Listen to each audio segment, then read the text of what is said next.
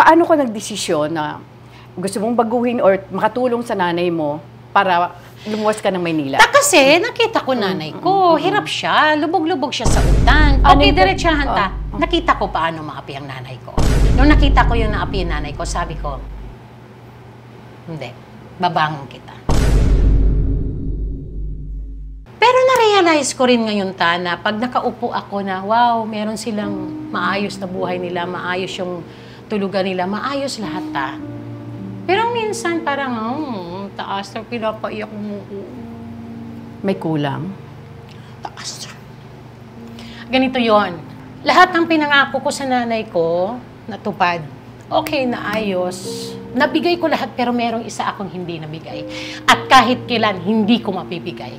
Ano yan? Pagmamahal ng isang tatay at pagmamahal ng isang asawa sa asawa niya. Hindi ko kayang ibigay yung pagmamahal na yun ng tatay ko sa mga kapatid ko. Yun ang hindi ko kaya. Hindi ko kayang palitan yung pwesto ng tatay ko sa pagiging tatay sa pamilya.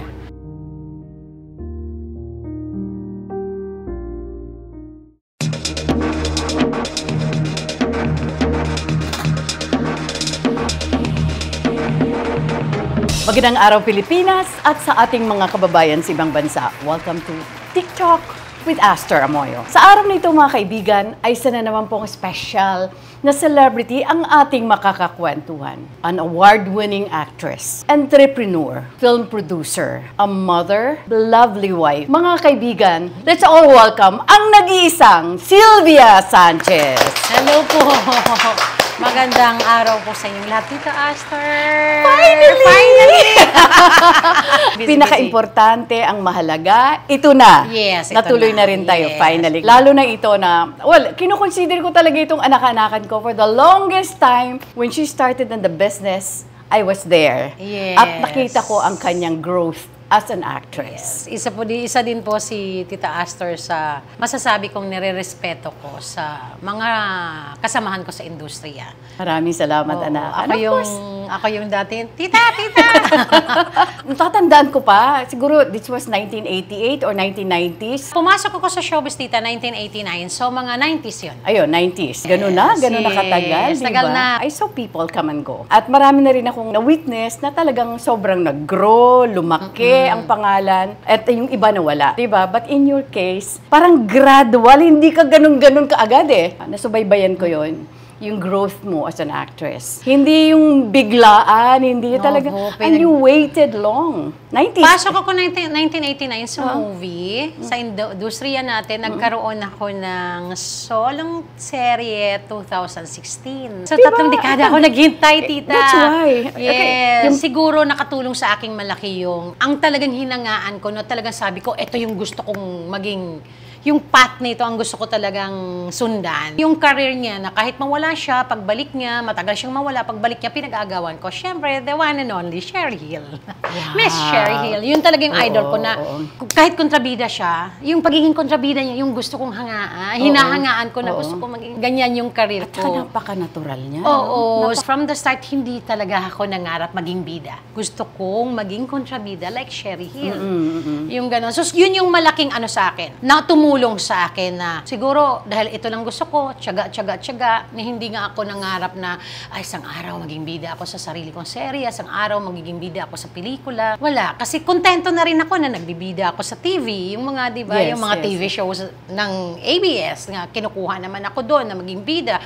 Okay na sa akin yun, Hindi talaga ako nangarap ng... Pero syempre, pag dumating sa akin, why not? Di ba? Pero yung nangarap na gusto kong maging bida, yung pagpasok ko, hindi ako nagmadali, hindi talaga pumasok. Kaya nakapagtiyaga ako ng ganito katagal. May sinasabi nga, timing.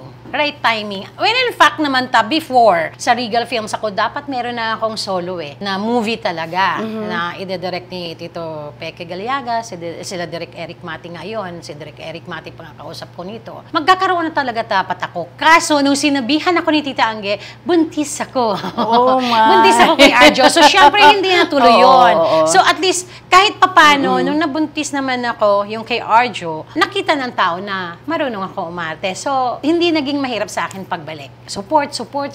So, yun yung nangyari. Tiyaga lang talaga. But remember, it was in 1992 when you had your first... Ay, alam mo ta! Remember, when you had your natatandaan mo first pa? acting award, Best Supporting Actor, Metro Manila Film Excuse Festival. me. Opo, tandang-tanda mo Diba? ta. Yes po. Takbo? Takbo, Taluntili. Oo. Yun. See? Trilogy yun ng Di ba regal yun? Seiko. Seiko Films. Opo. Pumasok ako 19 September 1989. Tapos 1992, first supporting award ko sa Metro Manila Film Fest.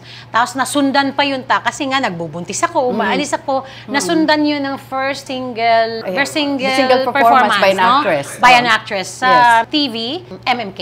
No, so 1992, 1997. Oo. Di ba? Ang tagal. 5 years, Tapos after 5 nun, years. tagal din naman Matagal na, na-start. 20s na. Yes. 20s na. Tiyaga lang talaga Oo, ta. kaya Tsaka, ito talaga masasabi ko, bread and butter ko. Ito talaga yung passion ko. Ito lang talaga yung ginawa ko na ito yung habang Ito lang buhay alam ko. mong trabaho. Ito lang. Pero kaya ko magbenta ta. Nagbibenta ako na sa mga Tianggi before Even before now, no, di ba? Yes! Talaga. Nagbibenta ako na, mahilig ako magnegosyo ta. Kahit nga nagsa-shooting ako ta noon, magdadala ako ng mga kandila, nagdadala ako mga damit, galing Bangkok. Nagbibenta ako ta, matyaga ako sa ganun. Negosyo ko yan sa Alam mo, showbiz. relate ako dyan. Remember, nung nasa Octo Arts pa ako, yung likod ng sasakyan ko, mga paninda. Yes! Tsaka tas, umabot Oo, ako Tuwang-tuwa ako, lahat ng Tiangge, nagkapagbenta ako sa Green Hills. Yes! yes. Oo, Oo, tapos may mga galing. hotel-hotel na mga, diba, pag Pasko nagbibenta ako noon. So, yan.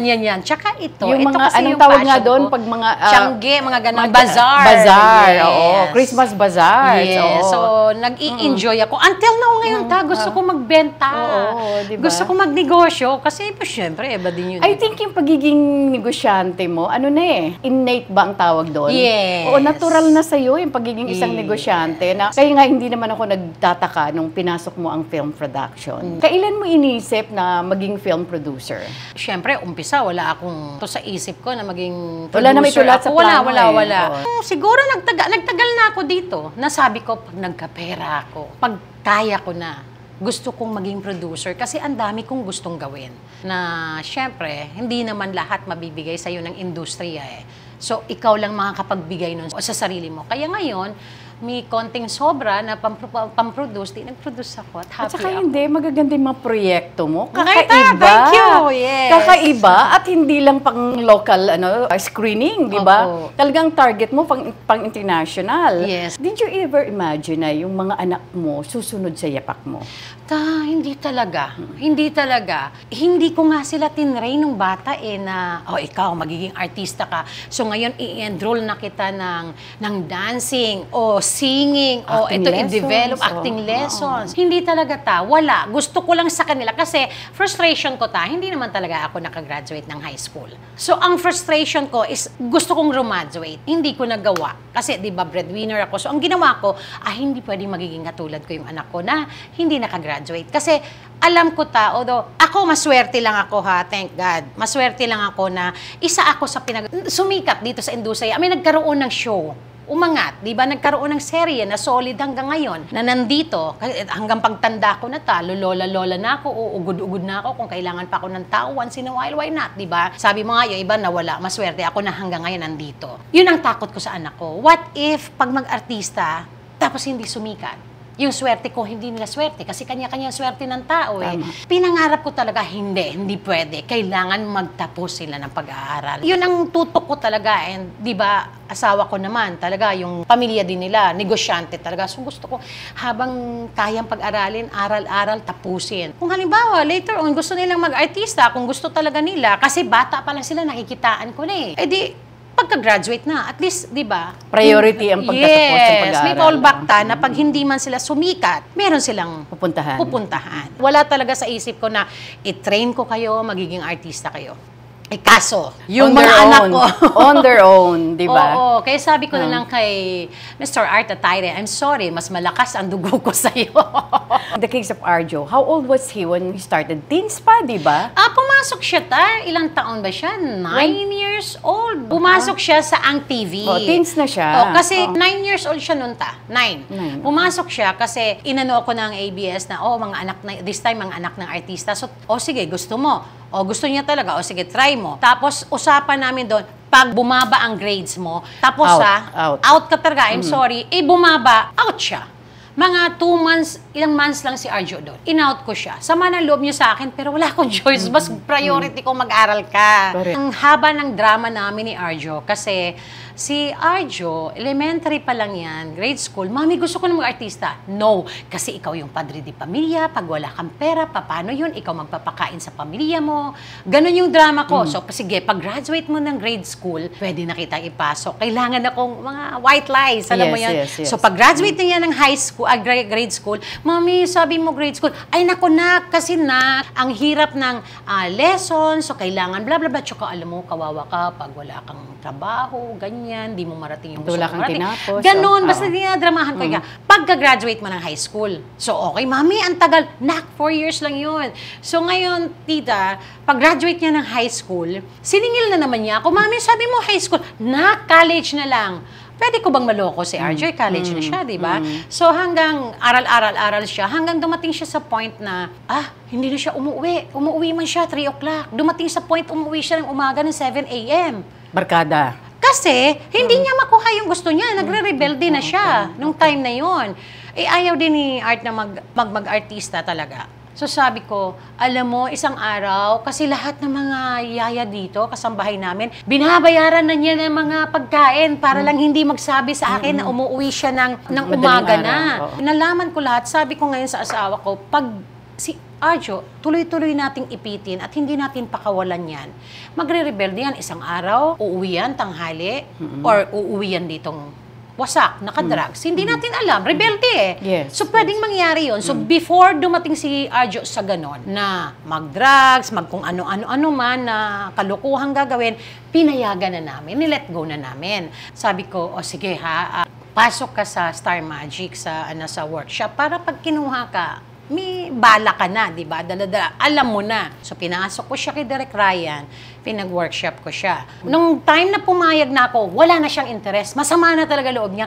Nakalikaso to. May story short, napapasok ko rin doon sa kay Direk Ryan, nag-workshop siya. Ang reason pala ni Art, kaya siya pumayag, nasa isip niya, kung sa school nga nagbubulakbol, hindi nag-aaral. Kasi, grade school pa siya. Ang focus niya, gusto ko maging artista, matataas ang grades niya sa PE. Tapos hindi kayo supportive sa kanya. Pero yung mga leksyon niya, na ibang lessons niya, hindi, mabababa grades niya kasi ayaw nga niya mag-aral. So ngayon ang nangyari, nag-workshop, tapos sinabi ni Art, nung nandun kami, halika, tingnan natin, meron na silang, anong tawag yan? Recital. After ng workshop, recital. Sabi ko, tingnan natin si Arjo. Tingnan natin, supportahan natin, tingnan natin kung paano umarte ang anak mo. But deep inside, nanay ako. Anak ko yun. Yes. Kilala ko yan kung kayang umarte o hindi. Bata pa yan, umaarte na yan sa akin. So, alam kong meron siyang tinatago. But then again, yung tatay niya, sabi niya, nasa isip pala niya, hindi to nag-aaral, nagbubulakbol to, ganun. Hindi nga nakaka-memorya daw ng mga lessons. Hindi, ganun. Ayaw. What more, ito dialogue to 8 pages, script to si on the spot to, di ba? So, nung nanood kami doon sa, sa Dolphy Theater sa ABS, oh my God. Nakita mo talaga na. Sabi ko talaga sa daddy niya, hinawakan ko, ito ang mundo ng anak natin. Pakawalan mo na siya. Tapos sabi ni Art, loko pala to.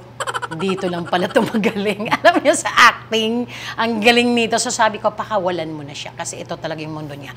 So, pinakawalan na namin. Gusto mong mag-artista? Go. Meron na siya isang bagong serye, sabi ni Art, baka magkamali din ako, baka hindi pa rin talaga, nagpapakitang gilas lang. Oh my God to, magaling siya. Umpisa pa lang siya. Ako mismo magsasabi na hindi siya magaling. Kung kahit anak ko, sasabihin kong hindi magaling, kung hindi talaga magaling. Magaling si Arjo to. So sabi ko, sorry, dugo ko nananalaytay, artista to. So doon nag-start si Arjo. So ang tuloy-tuloy nito. So tuloy-tuloy na yun. Nag-enjoy na si Arjo. Alam mo, isang pinakatatandaan ko sa kanya, yung pumasok siya sa probinsyano. Grabe siya doon. Yeah. Ano ba yung baddest ba, ang pinaka-bad sa bad? Di ba? Ang galing-galing niya doon. Alam mo, ang isang bida, pag magaling ang kontrabida mo, lulutang ang bida ta. Grabe. Totoo yun. Maghihilahan kayo galing. Sabi ko, grabe tong bata kailangan to. kasi diba? sa acting, magaling ang bida, magaling din ang kontrabida, para hilahan kayo pataas. So ngayon, anong pakiramdam ni Art? Kasi nakita niyo yung anak niya na totoo palang aktor. Proud siya. Oo, Siya na so yung... this time, iba na ang kanyang Oo, pakiramdam. iba na. Before kasi may doubt. Doubtful pa siya eh, di ba? Akala niya, 2-3 projects, back out na si Arjo. Kasi nga, sa school nga, hindi to nag-aaral. What more sa script? Kasi, Yes, di ba? oo. Monologue, memorization. Oo. Doon pala magaling yung bata. Doon talagang interest Doon talaga niya. siya Oo. Doon talaga siya. Paano siya nagka-interest na pasukin or mag-crossover sa politics? Okay, kwento ko sa'yo. Si Arjo kasi, yung background lang niya bata ha. Yung pamilya ni Art naman, nasa Business and nasa politics. Okay. Then, ang pamilya ko rin sa Mindanao, nasa politics din. So may ano talaga? Yes, merong ganon. Oo. Tapos, yung kapatid ni Art, which is Jimmy Atayde, mayor siya dati ng Isabela Luna.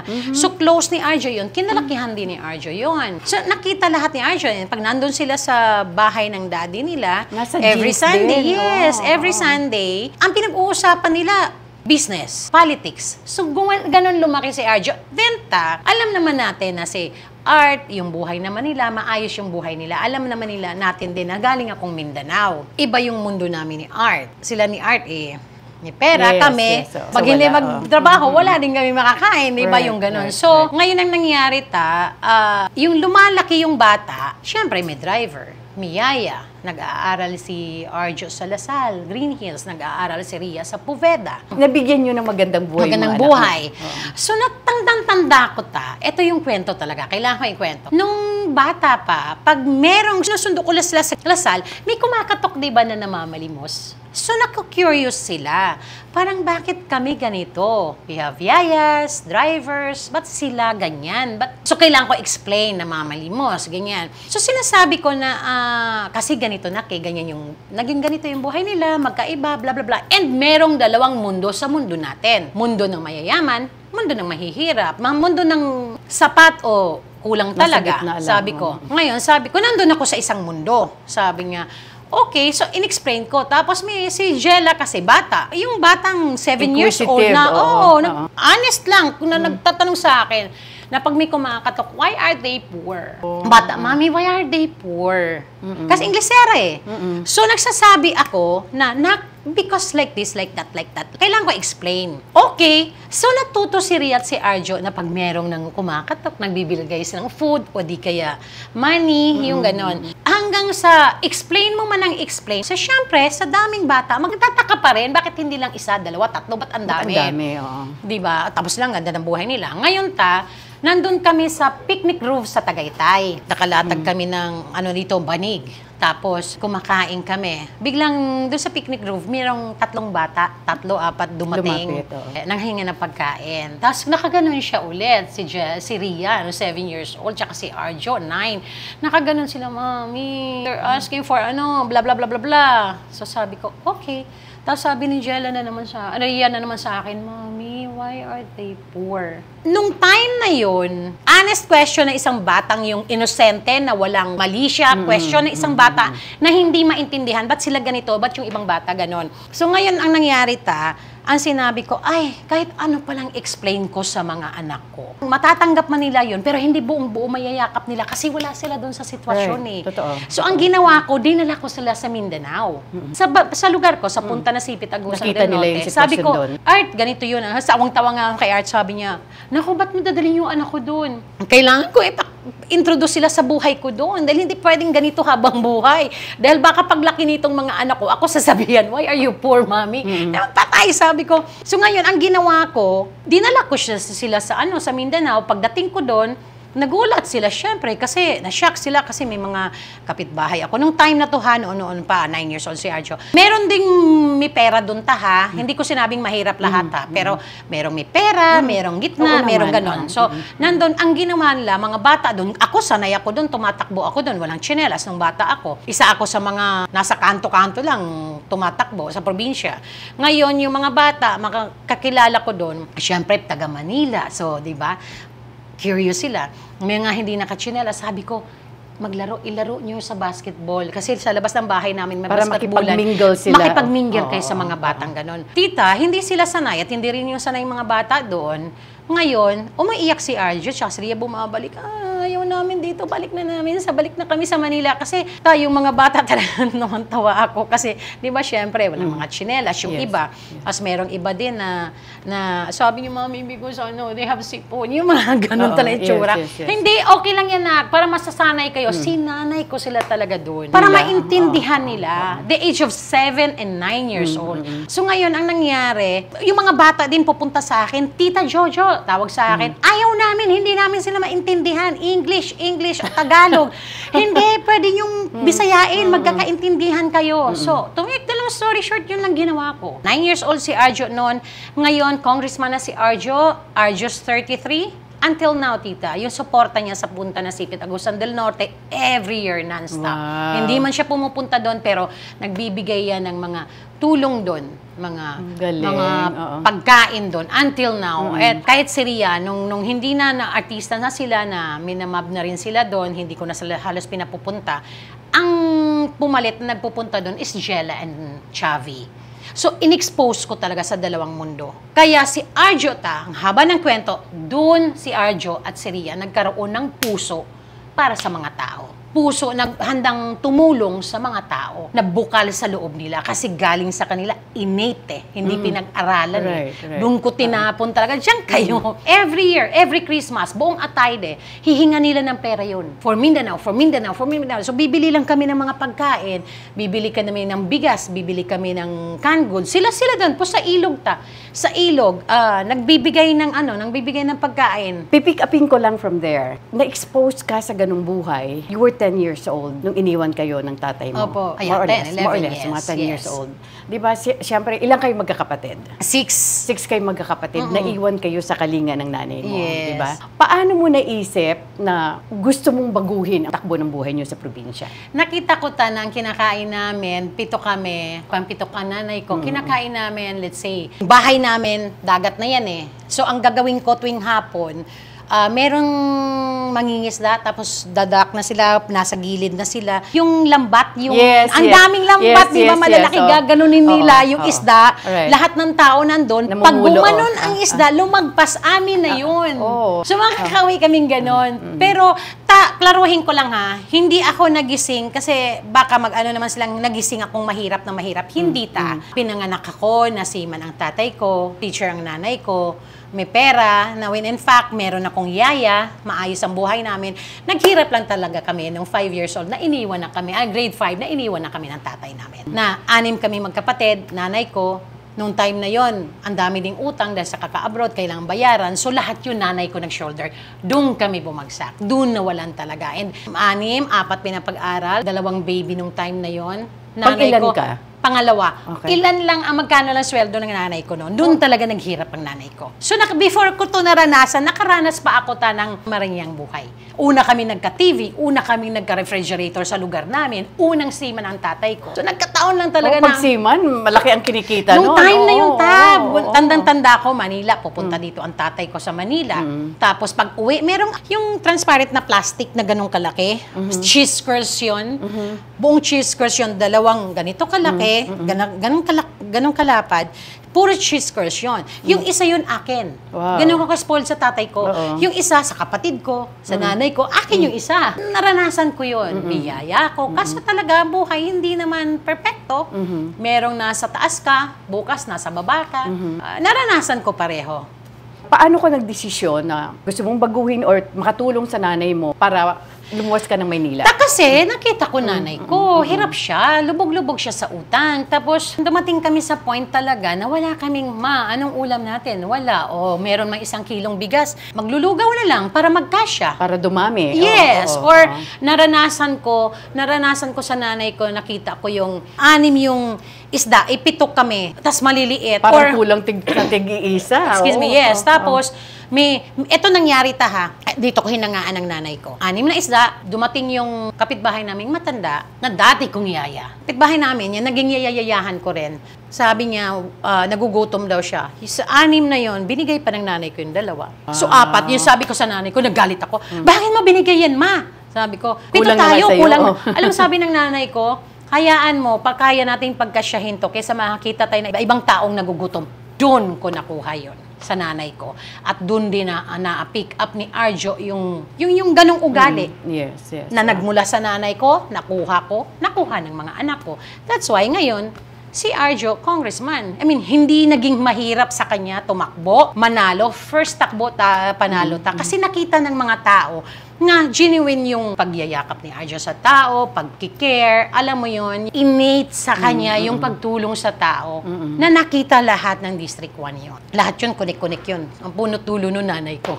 So, yung pagtulong ko sa nanay ko doon talaga yung, ay, sandali lang, kailangan ko ng kumilos. Tsaka, ayokong banggitin dito kung ano naranasan ng nanay ko kasi respeto sa nanay ko. Tsaka, ayoko na rin makasagasa na hayaan na natin yung mga masasakit na alaala. Ang importante para sa akin, nakabangon kami mag-ina, nakabangon kaming pamilya. But yes, naghirap ang nanay ko. Na umiiyak ang nanay ko, nakita ko na talagang, kung pwede lang ikwento dito lahat, ikikwento ko, hanggang sasabi ko sa nanay ko, ako magiging tatay sa pamilyang to.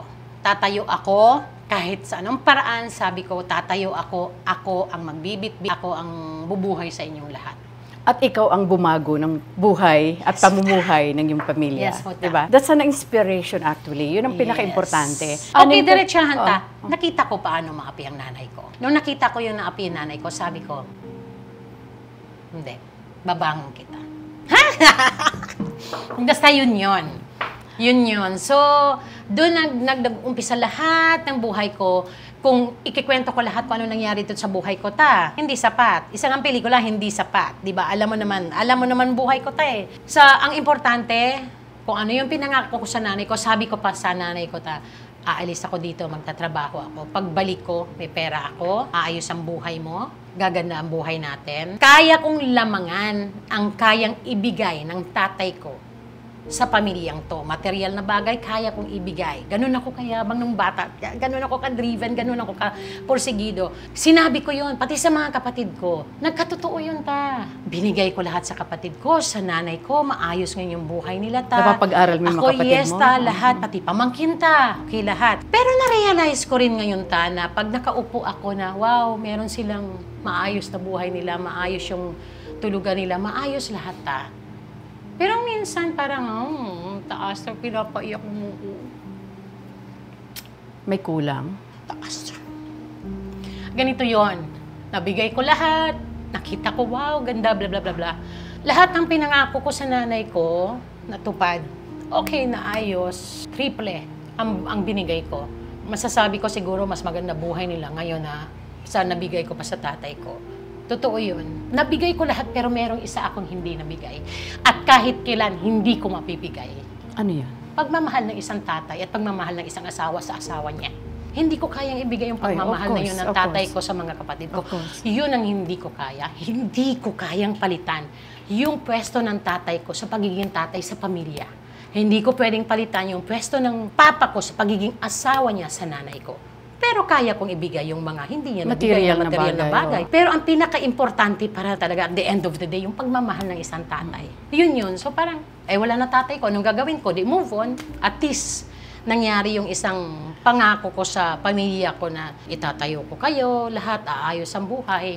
Thank God. Pasalamat ako na ako yung pinili ng Diyos sa pamilya na maging instrumento lahat ng to. Kasi naging instrumento lang ako, Siya nagbigay nito, hindi ko naman ito makukuha ko, hindi sa kanya. Hindi dahil sinasabi ko to sa'yo, perfect akong anak o perfect akong kapatid, Hindi, Hindi ako perfectong tao, hindi rin ako ganun alam mo yun, ako lang talaga yung nautusan ng Diyos, ikaw mag-ayos niyan. Nagkaroon ka ba ng chance na to reconnect with your father? Nung pag-alis niya Totally. Wala na. Nung umalis siya ng grade 5 ako, until na wala na. Nalalaman ko na lang patay na siya. Tapos, dinadasal ko sa Diyos, pakita mo sa akin, kahit libingan lang niya, pupuntahan ko siya. Pero pinahanap ko siya, nasa Brazil siya. Wala na walang makapagpaturo. Totally wala. So, lahat kayo. Sabi ko nga sa Diyos, sabi nila patay, kahit yung ano na lang, gusto ko lang makita. Sino nagsabi sa inyo na wala ng father? Nasa Robinson's Galleria ako naglalakad ako, may lumapit sa akin, sabi niya, ikaw si, diba, Jojo Campo, yun yung tunay kong pangalan. Yes, alam kong, may alam. Ikaw yung anak ni Roberto, diba? Bakit? Kasi, yung tatay mo kasama ko namatay. So, yun na yun. Makita sa akin, makita ko lang yung libingan. Hindi, wala na. So, syempre, diba, malungkot, pero move on. Di ba? Buhay pa nanay ko, buhay pa mga kapatid ko, di mag-enjoy na. Of course, aside from Arjo, andyan si Ria. Yes. Kailan naman nagka-interest si Ria na pumasok ng showbiz? Bata yan ta. Mas, mas vocal yan. Pero napigilan mo rin. Napigilan ko rin kasi gusto ko ngang mag-aral. Yes. Mag-aral ka lalo na ikaw, babae. Ayokong, di ba, pag nag-asawa ka, sabihan ka lang ng asawa mo na, bla bla bla bla bla. Ayoko. Kailangan meron kang natapos. I remember yung kanyang debut acting was in a TV series na Connie Reyes. Ano ba yung Dear pinakita Heart. doon? Dear Heart. Yes. Diba? Si Bendita Ibang- Connie, yes. Galing niya doon. Kung kay Arjo, sobra kaming hindi. Si Ria parang matapos ko mo lang Mas pag-aaral mabilis. mo. Go, yes. Oo, yes. mas mabilis ang entry point niya. Oo, kasi tatakot talaga ako pag hindi ko binigay yung mga gusto nila. Oo. Like yung sa showbiz, magre-rebelde at magre-rebelde Right. yan. Gusto niya talaga go ahead. Alam mo, ikaw kasi, Ebyang, ang dami mong pinagdaanan. Sobra. Di ba? There came a point na nagkahiwalay din kayo ni Art, di ba? Yes. Pero pinagtagpo pa rin kayo ng Diyos. Mas naging mas maganda ang pagsasama niyo bilang mag-asawa. Yes. Lahat ng pagsubok, pinagdaanan mo na. Correct. Paano mo ito lahat nalagpasan? Paano mo lahat na-embrace? Paano mo lahat na bago? Kasi ako siguro ako yung isang tao na kahit may problema, iiiyak ko. Pagkatapos, umiyak, okay, sige, move on. Yung ganon, tatanggapin ko. Kung mali ako, mali ako. Kung hindi ako mali, maninindigan ako.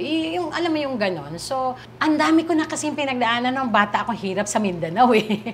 Alam mo yun, sa lahat ng pinagdaanan na yun, naging matapang ako.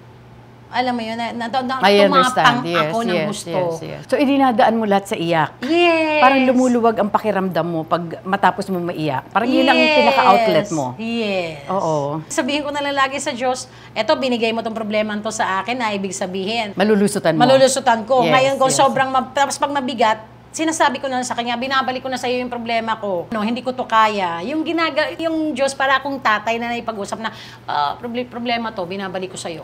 Isa pang hinangaan ko sa iyo, nung mamatay ang late manager mo, ang aking kumare, si Angge. Nakita ko rin talaga yung how you cared for her, even with yung kanyang mga naiwang mga mahal sa buhay, talaga hindi mo pinabayaan.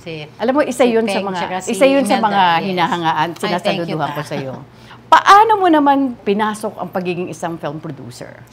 Nag-offer sa akin yung Mrs. Piggy. Okay. So, nilapitan ako ng Dreamscape. Okay. Lapitan ako, may kumausap sa akin, si Direk Eric, usap kami, bla bla bla bla. Eric Salud.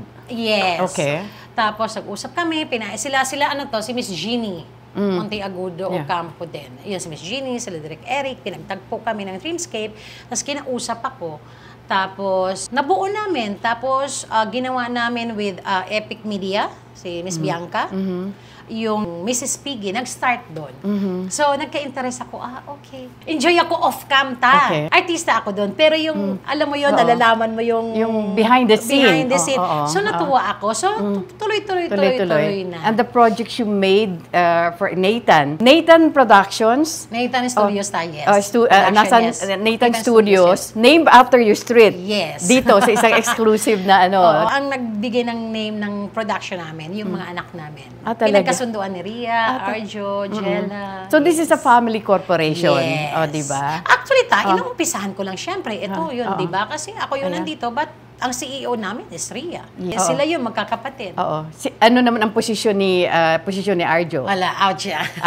Okay. Siya lang yung sa kanila to, sila owner dito. One of the incorporators, kumbaga. Pero ang tawag yan, kasi hindi na niya kakayanin, meron siyang, alam mo yun. But the one running the business is practically you and Ria. Yes. Nung start ako muna kasi busy din si Ria. Tapos ngayon, tapos yung show niya, sige na rin. So, nai-involve na rin siya. I'd like to congratulate you, unang-una muna, new engagement ni Ria. And of course, kay Sanjo Marudo. Thank you. Anong pakiramdam ng isang nanay? Kasi of course, last year lang ikinasal si Arjo at saka si Maine Mendoza, di ba? July 28. Di ba? Magwa 1 year pa lang sila and here it is. May bago ka na namang engaged na anak at magiging miyembro ng pamilya mo. So, bilang isang ina, anong pakiramdam? Masaya ako, kasi masaya ako sobra. Kasi di ba nakikita ko, okay na yung buhay ng mga anak ko, nakakahanap na sila na magmamahal din sa kanila at mamahalin nila. At di ba, andyan na si Maine at si Sanjo. At higit sa lahat, masaya ako. Kasi yung sinabi ko talaga sa mga anak ko, akyatan nyo kami. Hindi kami mamimili sikat o hindi sikat, mayaman o hindi mayaman. Basta akyatan nyo lang kami ng daughter-in-law o son-in-law na mabuting tao. Mamahalin niya yung pamilya. Kasi alam naman natin tayo, pag hindi kamahal ng in-laws mo o hindi mo siya mahal, mahirapan, di ba, may conflict. So sabi ko, yung mapagmahal sa pamilya, yung mabuting bata, and thank God, ay inakyat ni Arjo Maine Mendoza, na mapagmahal na bata, na mahal kami, mahal din namin, at inaakyat naman ngayon ni Ria, si Sanjo, na napakabuti ding bata. So, ang saya ko Oo, nakikita ko yun. I'm so happy, actually. I'm so happy also for you and for your children. And then eventually, pag siya nagpakasal na or may pamilya na si Ria, may iwan na lang si Jella at saka si Sabi sa inyong mag-isa. Na si Jella ay pinasok na rin ang showbiz, di ba? Oo. Bakit medyo nalihis siya? Si Jella kasi, okay, ang kwento kasi niyan ang first love talaga ni Arjo is dancing, not acting. Oh, talaga? Yes! Si Arjo ay dating presidente ng dance club ng Air Force sa Green Hills. Green Hills, Lasal. Siya yung presidente noon. Right after, nasundan niya si Gab Valenciano. Nung umalis na si Gav, nag-college na, siya na yung pumalit na presidente ng dance club na yon. Magaling, hindi ko alam to. Yes, sa Green Hills. Maraming hindi nakakaalam nito. So ngayon, si Arjo ay nakikipag-compete yan sa yung mga Skechers dito, yung mga interschool. Ang galing sumayaw yan, hip-hopper din yan. So noon, nung suportado namin lahat, kahit anong sayaw ni Arjo, pumupunta kami lahat, bit-bit namin sila Jella. Nakita ni Jella yun. So lumaki si Jella, nakikita niya yung kuyang sumasayaw. So siya din natutong sumayaw. In-idolize niya, idol niya ang kuya niya sa pagsayaw. Kaya ngayon, si Jella, nung lumaki, yung pangarap ni Arjo na mag-compete abroad. Ibang bansa, There was a time na dapat magkukumpit siya, hindi ko siya pinayagan kasi gagraduate siya ng high school maapektuhan yung, hindi siya pinayagan ng school Yung pangarap na yon ni Arjo na mag-compete at mag-champion abroad, nakuha ni Jella. Si Jella. Pinagpatuloy ni Jella. And ngayon, si Jella ay isa sa mga world hip-hop champion. Yes. And of course, regular performer na rin sa ASAP. Yes po. At nag-crossover na rin siya sa acting. Yes po. Okay. How about your bunso, si Zabi? Si Chavi, kinausap niya nga. Nung una, sabi niya, nak, mag-artista ka. Ako na yung mag-artista ka ba? No, ma'am. Sabi niya, gusto ko maging marine biologist. Parang ganun. Wow. Gusto niya gano'n. Punta daw siya sa Australia, gusto daw niya doon mag-aral. Gano'n ang nasa utak ngayon. Siguro lumalaki, nakikita niya ang kuya niya, nasa showbiz, nakikita niya. Ito yung buhay namin Biglang sabi niya minsan sa akin, ma'am, small role lang. So naandun talaga small role lang, ma'am. Sabi ko, small role? Small role ka dyan. Wala. Ngayon, dahil hindi niya makuha pa yung pag-aartista, aral ng banda, may banda. Gusto daw niya maging rockista. Gusto niya, ibang interest naman. Gusto niya maging rockista, gusto niya maging singer. Lalo na nung kampanya ni Kong Arjo sa District 1, nakita niya si J.K. Labajo. Oh my God, idol niya. Sabi niya, magra-rockista ako like him. So yun na yun. Magaling siya ngayon mag-gitara, kumakanta. Pero high school pa lang si 14 years old. 14 so, years hindi ko pa rin inaalam. Pwede. Sabi niya, small role. No. Kasi, di ba, alam naman natin pag summer, pwede mo siguro. Ayaw mo talaga. Kasi pag nakatikim na, magtutuloy-tuloy na yun. Alam natin kung ano yung showbiz. Iba yun. Pag once pumasok ka na dyan sa showbiz at natikman mo na yung shooting, taping, at kilala ka ng tao, nako, that's it. Tapos bihira. Merong mga nakakapag-aral, nakakatapos, pero hindi lahat, di ba? So, huwag na. Iwas na lang. Ngayon, ang ano ko lang siguro is, of course, an award-winning actress. Hindi na halos mabilang ang napakarami mo ng award. Speaking of award, meron ka pa bang, nag-aspire ka pa bang manalo? Are you expecting much or nag-expect ka pa rin manalo ng award balang araw? Siguro ngayon abroad. Di ba kasi tapos na dito sa Pinas, okay na ako masaya na ako. Parang kota ka na dito. Kota na ako. Parang pag nanonominate nga ako, thank you. Ay nananalo. O di, thank you. Bonus, di ba? Yes. Basta right ngayon, ang nasa isip ko is gampanan at embrace totally yung character na pinagkakatiwala sa akin. At na-portray ko at na-satisfy lahat ng karamihan ng mga nanood, edi masaya ako doon. Trophy na sa akin tayong pag pumupunta ako kahit saan, sasabihan ako, "Hi Sylvia, nanonood kami, ang galing mo." Thank you. Trophy na sa akin yung Yes. Hindi na ako naghangad pa ng, dapat manalo pa ako ng manalo.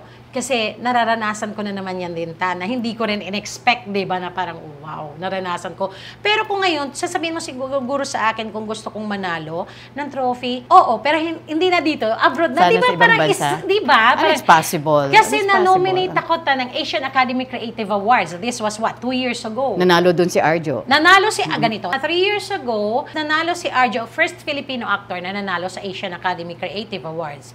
Si Arjo. 3 years ago. Tapos ngayon, 2 years ago, na-nominate ako. Wow. After Arjo, na-nominate ako supporting. Natalo ako ng Indian, ng isang Indiana na magaling din sa Amruta.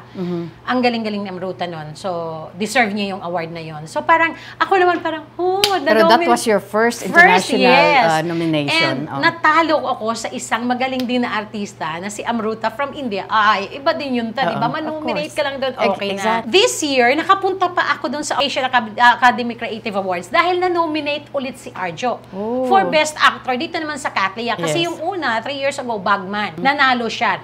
Ngayon, this year, pumunta kami sa Singapore.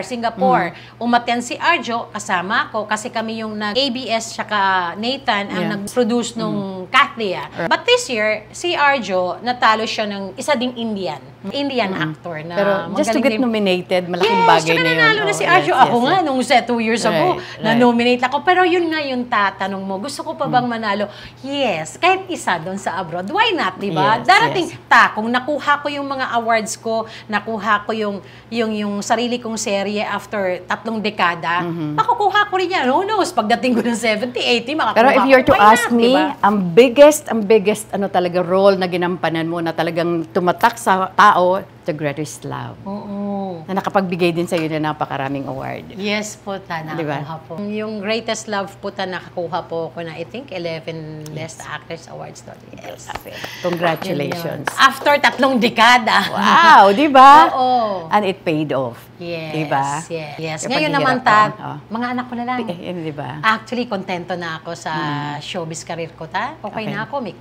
Meron ako show, okay na. Kung wala, okay lang. Dito ako sa pamilya ko, puproduce ako. Pero ngayon parang okay na, mga anak ko naman. Alam mo yun, kayo naman dyan. Pandan Asian Cafe. Maraming salamat, Alvin, Dennis, and of course, Roland, Ever Belena. Hello Glow, most of you from Japan. Beauty Derm, Nutritech, maraming salamat, Jos de la Luna. Aficionado by Joel Cruz, Iris Beauty Care, Vanilla Skin Clinic at Robinson's Magnolia. Mesa Tomas Morato, Richie's Kitchen by Richie Ang, Nes Astilla Salon for My Hair and Makeup, Gandang Ricky Reyes, Chato Sugay Jimenez, Jeffrey Jimenez, Bebot Santos of Colorete Clothing, Studio Manila, Manila Bulletin, maraming salamat Bobby Requintina, The Red Meat Shawarma, maraming salamat Chef John, Shinagawa Diagnostic and Preventive Care, and Shinagawa LASIK and Aesthetics Center, Asia's Lashes. And of course, Sugar White by Sugar Mercado. Anong mensahe mo sa lahat? Lahat ng nanonood sa atin. Sa lahat ng mga nanonood at sa lahat ng mga sumuporta sa akin, gusto ko lang din pong magpasalamat sa inyo sa ginawa niyong tiwala sa akin at pagmamahal. Kasi kasabay ng tiwala yung pagmamahal. Maraming salamat. Sylvianians, sobrang salamat na nandyan kayo mula noon hanggang ngayon. Sa lahat ng mga nanonood, narinig niyo naman yung buhay ko. Nako, wala pa yata sa kalahati yung Gusto ko lang sabihin sa inyo to. Huwag niyong hayaan na merong magsasabi sa inyo na hindi mo kaya. Hindi mo kayang marating o maabot ang pangarap mo dahil walang pwedeng makagawa nun kundi ikaw lang. At walang pwedeng magsabi sa inyo na hindi mo kaya. Ikaw lang yan. So kung meron kang gustong marating, tiyaga, dasal, dedikasyon, focus, yun ang gawin nyo talaga. Huwag kayong sumuko dahil hindi ako sinukuan ng Diyos. Ang tagal, di ba? Ako lang yung minsan sumusuko. Sorry, pero sabihan natin to, palagi nagsasabi, pero ito yung pinakaayaw ko, yung pag tumutulong tayo, may nagsasabi, okay lang yung pagtulong na yan, tulong ka lang ng tulong kasi babalik sa'yo yun. Huwag. Kasi ang totoong tulong, wala kang i-expectin kahit ano. Pag tumulong ka, bigay mo. Huwag kang mag-expect ng kapalit. Kasi pag nag-expect ka ng kapalit, ibig sabihin, pakitang tao yun. Ibig sabihin, hindi totoo yun. Pag tumulong ka, kalimutan mo na yun. Yun ang totoong pagtutulong at pagmamahal sa kapwa. At gusto ko rin i-share, Tita Astor, no, sa lahat. Kasi ito po yung paniniwala ko mula noon hanggang ngayon. Kaya ko to naranasan lahat, natanggap to lahat, na lahat ng blessings na dumating sa akin. Naniniwala ako dahil to sa nanay ko. Bakit? Kasi ang nanay ko ang naging susi ko sa langit. Siya po talaga yung naging daan. Siya yung tagadasal, siya lahat. Siya yung naglalapit sa akin sa Diyos. Sa totoo lang po. So, ang gusto ko lang sabihin, mahalin niyo yung mga nanay niyo. Kasi ako, hindi kami perfect na mag-ina, nag-aaway rin kami. Pero masasabi ko, minahal ko ng todo ang nanay ko. Kaya siguro, ito rin ang balik sa akin. Kaya gusto kong sabihin sa iyo at iwan to sa inyo. Honor your mother. Mahalin niyo ang magulang niyo at ang tatay niyo. Kasi yun ang isa sa importanteng inutos sa atin ng Diyos. Huwag yung bastusin ang magulang niyo. Kasi pag pinaiyak niyo rin ang magulang niyo, lalo ang nanay niyo, mabigat yan sa buhay. Kung buhay pa nanay nyo, make sure na sabihin nyo sa kanya at ang mga tatay nyo na mahal nyo sila. Huwag kayong mahiya. Huwag nyo sila i-take for granted. Kasi once mawala na sila sa buhay nyo, hindi nyo na sila masasabihang mahal ko kayo, nasa huli ang pagsisisi, di ba? So, ngayon pa lang, kung hindi kayo magkasundo ng magulang nyo, kung may konting tampo ka sa magulang nyo, nanay natin yun, tatay natin yun. Tayo magpakumbaba. Huwag tayo magmalaki sa mga magulang natin. Kahit sila may kasalanan. Respeto sa mga magulang. Kaya ako, isa lang masasabi ko, nanay ko ang naging daan ng lahat. Nanay ko ang anghel ko sa langit. Kaya pero bago yan, mensahe mo sa husband mo kay Art. Hi Art! Ikaw ng asawa ko mula noon hanggang ngayon, suportado ako. Meron tayong mga pinagdaanan kung ano-ano, pero andito pa rin tayo. Tayo pa rin ang magkasama. And, mahal kita. Okay? Salamat sa pagsuporta mo, lalo na sa mga anak natin na nandyan ka talaga. Tatay ka talaga na nandyan kahit anong oras. Mahal mo ako, mahal mo yung anak natin. Kahit may mga problema, kaya naman nating dalawa yon. Basta ito lang ang gusto kong sabihin sa iyo at tanging dasal ko sa Diyos. I want to grow old with you. Pangit. Love you. Wow, how sweet. Sa mag-asawang Arjo at saka Maine. Arjo at Maine, nandito lang ako sa tabi niyo. Bahala kayo, buhay nyo yan, di ko kayo pakikialaman. Basta kung may problema kayo, pwede nyo akong kausapin. Nanay ako na hanggang sa huling hininga, andito ako sa tabi nyo. Hindi ko kayo pababayaan. Alam nyo yun, mga anak. At syempre pa kay Ria at saka kay Zanjo. Ganon din. May, Arjo and Ria, ganon din yung sinasabi ko, andito lang ako sa likod yung mag-asawa. Magkakapamilya na rin kayo. Lahat ni Maine, magkakapamilya, magkakaanak na kayo ng marami dyan. Pagtanda ko, dami-dami nyo ng anak. Alam mo yun, magkakaapo ako sa inyo. Kung kailan nyo gusto, bahala kayo, okay? Magkakaapo ako sa inyo, bubuo kayo ng sarili nyong pamilya. Ang gusto ko lang sabihin sa inyo, good luck sa mga anak nyo. Akin sila. Magiging spoiled sa akin yung mga yan. Wala pa ba? Wala pa ba? Para naman kay Jella at saka kay Chubby. Jella at Chubby. Jella, happy ako kasi, ayan, ayan ka na ngayon, nasa showbiz ka na, nak. Ito lang laging sinasabi ko, gaya ng sinasabi ko kay Kuya Arjo at Ate Ria mo, na sa showbiz, pakikisama ang puhunan talaga. Okay? Be professional at higit sa lahat na huwag kang mamili ng tao. Pag once minahal mo yung lahat ng production na sa set, from utility hanggang sa boss, mahalin mo yun. Wala kang pipiliing tao. Dahil later on, yung pakikisama mo na nakikita ng tao, nakikita ng production, hindi man mabalik sa'yo yan. Sa totoo lang yung pagmamahal mo sa kanila, sa mga anak mo yan, mababalik nila yan. Like sa akin, nangyari yan. Bilang may magte-text sa akin na, oh, minahal mo ako, tinulungan mo ako ng ganito, ngayon ibabalik ko sa anak mo. Parang, ha? May ganito? Diba? Alam mo yun. Hindi mo ni-expect. Hindi mo ni-expect na, basta pag tumulong ka na, huwag kang mag-expect, okay? Basta tanim ka lang ng kabutihan. Ayun. Tapos kay Chubby, kung gusto mong maging rockstar, bibilhan kita ng pinakamagandang gitara. Wow! Ayun. Ayan may promise na sa'yo, Chubby, Yes, Oo. Diba? And of course, with that, sobra-sobra ang aking pasasalamat sa'yo, anak. Thank you so much for this opportunity na ibahagi mo ang buhay mo sa atin. Hindi lang sa akin, kundi lalo na sa ating mga manunood. Thank you so much. At saka, Thank you, Ta. And of course, isa ako sa like what I told you earlier, isa ako sa napakasaya, napaka-proud sa narating mo. And it's because of your very good heart. Thank you, Ta. Thank you. And yung sinasabi mo, walang lokohan to, naramdaman ko yung pagmamahal mo. Mula noon hanggang ngayon, nung bago ako dito, isa ka sa pumapansin sa akin. Alam ko ta kung sino mga pumansin sa akin dati. At hanggang ngayon, ganon. Kaya, nung nagsabi nga mag-interview ka na hindi ako nakakabigay sa'yo ng oras, sabi ko, sorry talaga ta. Pero naiiyak nga ako, no? Hindi rin ako talaga naman papayag na hindi ako magpa-interview sa'yo. Maraming salamat. Thank you. Of course, I wish you more success, not only for your family, kundi lalo na sa yung production, Yes, ang Nathan thank you. Studios, at more beautiful projects na one of these days hahakot ng mga award. Yes. Diba? Thank you po. Thank you so much. Thank And you. of course, with that, mga kaibigan, maraming salamat sa inyong patuloy na pagsubaybay dito sa TikTok with Aster Amoyo. Every Friday po yan, 12 noon. Huwag niyong kakaligtaan mag-subscribe, mag-like, mag-share, and hit the bell icon of TikTok with Aster Amoyo. Hanggang sa muli, dito lamang po sa TikTok with Aster Amoyo. Bye for now. God bless us all.